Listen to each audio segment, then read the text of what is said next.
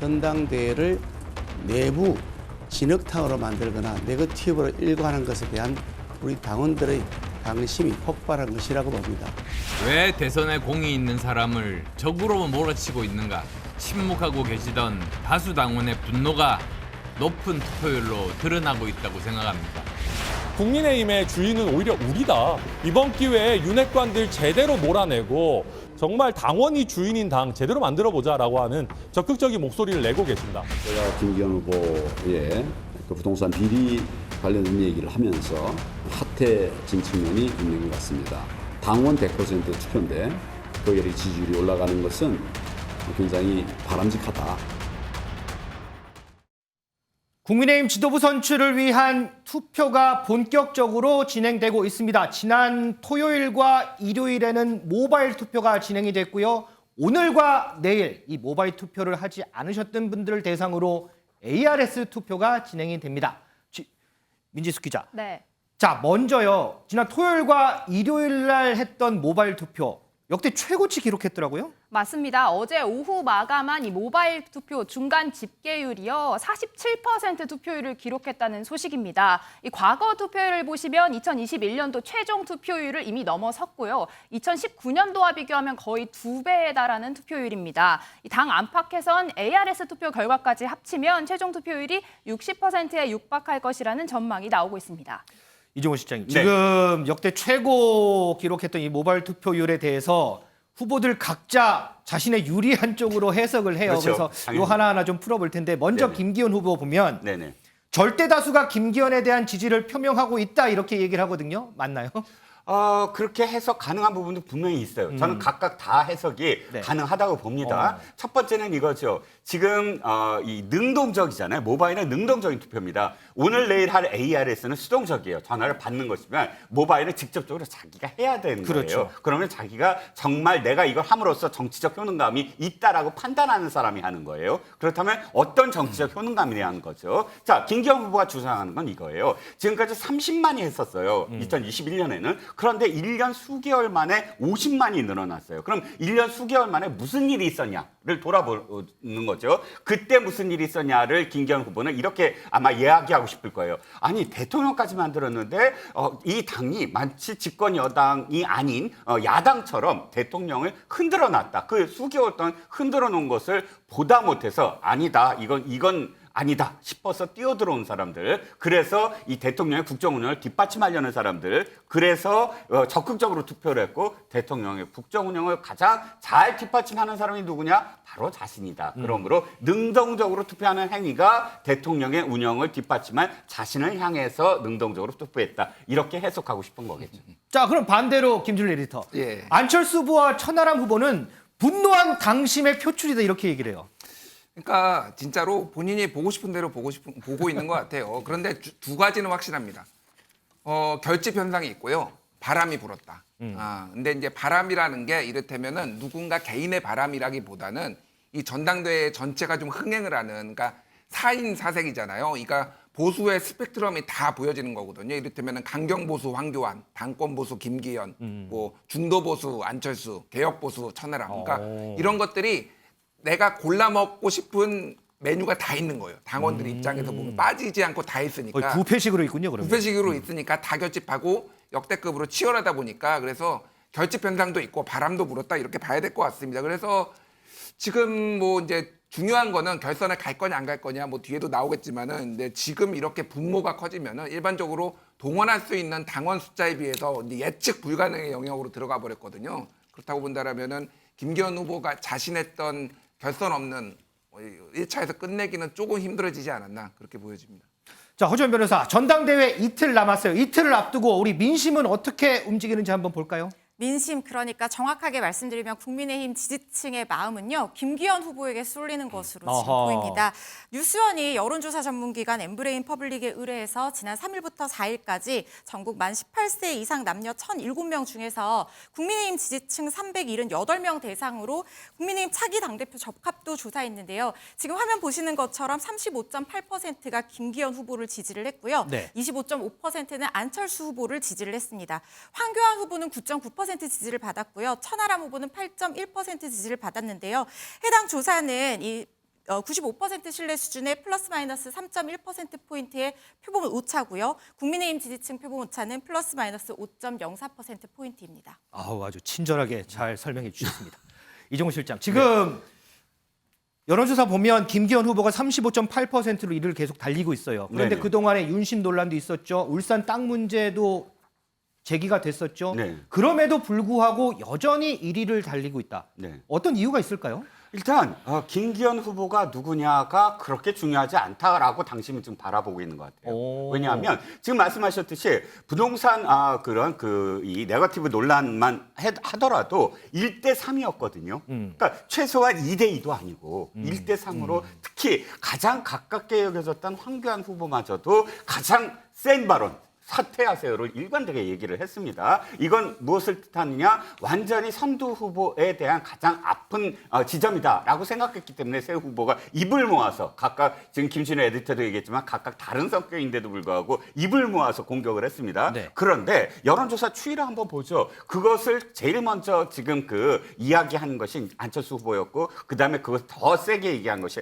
황교안 후보였는데 두 후보가 앞서거니 뒤서거니 TV 토론에서 이야기한 게 꽤 오래 전이에요. 그런데 여론조사 추이는 변하지가 않았어요. 네. 만약 그렇게 계속 네거티브를 했을 때 조금이라도 김기현 후보는 안 되겠다라고 당원들이 그걸 받아들였다면 여론조사가 내려간다가 중요한 게 아니라 좀 출렁거렸어야 되니 판이 흔들리지 않았다는 건 김기현 후보의 네거티브 중요하지 않아. 윤신 단식 그것도 중요하지 않아. 중요한 건 어쨌든 묻지마 대통령 국정운영. 이런 것들이 지금 어느 정도는 지금 밑에 깔려있는 흐름이 아니겠느냐. 그래서 결론적으로 말씀드리면 아까 김신혜 에디터께서 뭐라고 말씀하셨냐면 좀 이렇게 이 어떤 흐름이 이렇게 지금 투표율이 높으면 다른 방향으로도 갈 수도 있겠구나라고 말씀하셨는데 저는 의견이 조금 다른 게 뭐냐면 여론조사 추이가 변함이 없다는 거예요. 판이 흔들리지 않았다는 거예요. 판이 조금이라도 흔들리지 않았다는 게 도리어 이게 그러니까 앞으로 보면 결선 투표가 없을 가능성도 있다. 라는 생각이 좀 들었다는 거죠. 자, 김 에디터께 이제 공을 넘기겠습니다. 지금 생각이 다르다고 계속 주장을 했으니까 어떻게 생각하세요? 그러니까 저는 이종무 실장님 말씀하신 거 대부분 동의를 하는데 네네. 한 요게 있어요. 그러니까 이 정도 밀어줬는데도 1위를 못하면은 정말 후보가 너무 문제가 있는 거죠. 그러니까 온 진짜 대통령실 다 밀어주고 막 그런 상황이었잖아요. 그러니까 지금 민주당 대선 후보 경선을 생각해 보시면 돼요. 그때 이낙연 후보가 대장동 의혹 제기했잖아요. 네. 그럼에도 불구하고 이재명 후보가 됐습니다. 네. 이게 일종의 네티즌 용어로 답정너라는 게 있잖아요. 답정표예요, 답정표. 답은 정해져 있어. 난 표결할 거야. 그러니까 이미 다 마음이 어느 정도 정해져 있고 이게 이런 네거티브에는 크게 흔들리지 않는데 김기현 후보 같은 경우에는 이거 울산 이 땅 의혹은 아마 대표된 이후에 아마 문제가 될 가능성이 더 크고요. 중요한 건 어쨌든 결선 투표 안 갈 수도 있다라고 하셨지만 저는 높은 확률로 갈 확률이 높은 게 2030의 투표율이 심상치가 않습니다. 지금 굉장히 심상치가 않고요. 저게 여론조사에서는 오히려 응답률이 낮아서 보정을 한다고 하더라도 과소평가돼 있고요. 네. 상당히 높은 확률로 지금 적극 투표를 하고 있거든요. 이게 아마 의외로 천하람 후보가 결선에 갈 가능성도 배제를 할 수 없을 정도로 지금 상당히 돌풍해지고 있다. 이렇게 좀 보고 있습니다. 그렇게 보시는군요. 자, 그러면 김기현 후보 본인은 여론조사 1위를 달리고 있는 이유에 대해서 어떻게 생각을 하고 있을까요? 직접 한번 들어보겠습니다. 아침에도 기사 나왔는데 관련해서 입장 말씀해 주시죠. 아침에 기사 난 걸 보긴 했습니다만은 제가 사실관계를 조사할 수 있는 입장이 있는 것이 아니고 어디까지가 사실관계인지 좀 밝혀져야 되지 않겠나 싶고요. 다만 그 사실관계가 어떤지에 대해서 제가 자세히 잘 모르기 때문에 뭐라고 말씀드릴 수 있는 입장이 아직은 아니라고 말씀드리고 싶습니다. 이번에 대통령실 관계자 관련 의혹 같은 것도 혹시 직접 선관위에 수사 요청이나 조사 요청하실 계획 같은 건 있으신가요? 울산에 소유하고 있는 제 땅은 저희 문제니까 제가 하도 얼토당토 않는 사람들에게 진실이 뭔지를 밝혀야 된다고 수사를 한 것이고요. 제 3자를 제가 수사해야 한다는 건 앞뒤가 안 맞죠. 자, 조금 전에 저희가 여론조사 결과를 발표하면서 황교안 후보에 대한 여론조사 숫자가 약간 틀렸습니다. 저희가 9.6%로 좀 정정을 하겠습니다. 민지숙 기자. 네. 김기현 후보 오늘도 나경원 전 의원 만났더라고요. 그렇습니다. 김기현 후보 오늘 오전 이 나경원 전 의원의 지역구 동작을 찾아서 두 사람 아주 화기애애한 모습을 보여줬는데요. 김나 연대를 통한 막판 표심몰이에 나선 모양새입니다. 김기현 후보 이 자리에서 이번엔 이런저런 사정이 있어서 본인이 나섰지만 앞으로는 이 나경원 전 의원이 더 큰 역할을 할 수 있도록 길을 깔아줘야 한다. 이런 책임이 있다라고 강조했습니다. 그러면서 두 사람 이 자리에서 선물로 받은 찹쌀떡으로 함께 건배를 하는 이런 친근한 모습도 보여줬습니다. 자, 김기현 후보는 마지막까지 당심에 호소하는 모습인 것 같습니다. 그렇다면 안철수 후보는 어떤 전략을 구사할까요? 오늘 기자회견을 가졌더군요. 안 후보 모습 좀 보고 오겠습니다. 오늘 아침 언론 보도를 따르면 대통령실이 직접 요청해서 당원들로 하여금 김기현 후보 지지와 홍보 활동을 하도록 부탁하는 녹취까지 나왔습니다. 이것이 사실이라면 이는 대통령실이 당대표 경선에 개입한 명백한 사실로서 대단히 심각한 문제입니다. 오늘 중으로 그에 대한 분명한 답변을 내놓지 않는다면 법적인 조치가 뒤따를 수밖에 없을 것입니다. 만약에 통실에서 아무런 조치가 계속해서 없다면 후보직 사퇴까지도 염두를 하고 계시는 걸까요? 김기현 후보가요. 사퇴해야죠. 대표님을 여쭤본 거고요. 그러니까 일종의 저항의 의미로서 그를 말씀드린 겁니다. 김기현 후보가 저는 사퇴해야 된다고 봅니다. 미지수 기자, 지금 안철수 후보가 했던 기자회견 내용, 이 내용이 어떤 내용이에요? 네, 대통령실의 전당대회 개입 의혹입니다. 대통령실 시민사회 수석실 소속인 관계자가 이 김기현 후보를 지지하는 홍보물을 전파해달라고 이 당원들에게 요청했다라는 의혹인데요. 이 안철수 후보 측 어제 이 문제 이 행정관의 실명을 공개하면서 행정관들이 단톡방에 특정인을 초대하면 특정인이 김기현을 지지하고 안철수를 비방하는 홍보물을 지속해서 올렸다. 이게 사실이라면 이 공무원의 정치 중립 의무를 심각하게 거스르는 범법 행위다. 이렇게 정면 비판했습니다. 김 에디터, 안철수 후보는 마지막 승부로 이 논란을 가져가겠다 이렇게 생각을 한 걸까요? 그러니까 안철수 후보의 전략이 바뀌었습니다. 사실은 저번에 이진복 정무수석이 아무 말도 하지 않으면 아무 일도 일어나지 않을 것이다 이렇게 강하게 압박했을 때 네. 진짜 한 며칠 아무 말 안 했거든요. 안 했죠, 네, 맞아요. 그러니까 이거는 내가 반윤으로 서지 않겠다 이렇게 비춰지지 않겠다라고 해서 당대표가 될 그건데 지금은 조금 이제 전략을 바꿔서 막판 결집을 하는 게 아닌가 그렇게 보여집니다. 자, 그러면 허준 변호사, 이 문제에 대해서 김기현 후보나 대통령실 입장이 있어요? 김기현 후보는 일단 사실관계 파악이 우선이기는 하지만 이 해당 논란에 이 공직선거법이 적용되지 않는다고 지금 얘기를 하고 있는 상황이고요.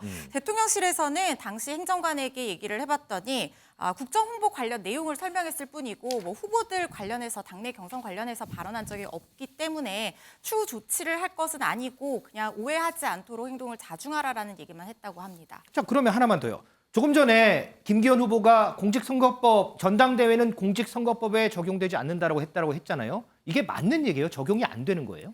제가 판단하기로는 공직선거법이라고 하는 것은 이 대통령 후보라든가 아니면 국회의원 선거 이런 공직자를 뽑는 선거에 적용이 되는 법이기 때문에 그 안에 있는 당내 경선은 사실 당대표를 뽑는 당내 경선을 상정했다고 보기는 어려워서 일단은 김기현 후보 말에 일리가 있어 보입니다. 그렇지만 그렇다고 해서 처벌 가능성이 완전히 배제될 수는 없을 것 같은 게요. 일단 공무원의 정치적 중립 의무는 헌법에도 규정이 되어 있고 국가공무원법에도 규정이 되어 있습니다. 그런데 우리 정당법에 보면요.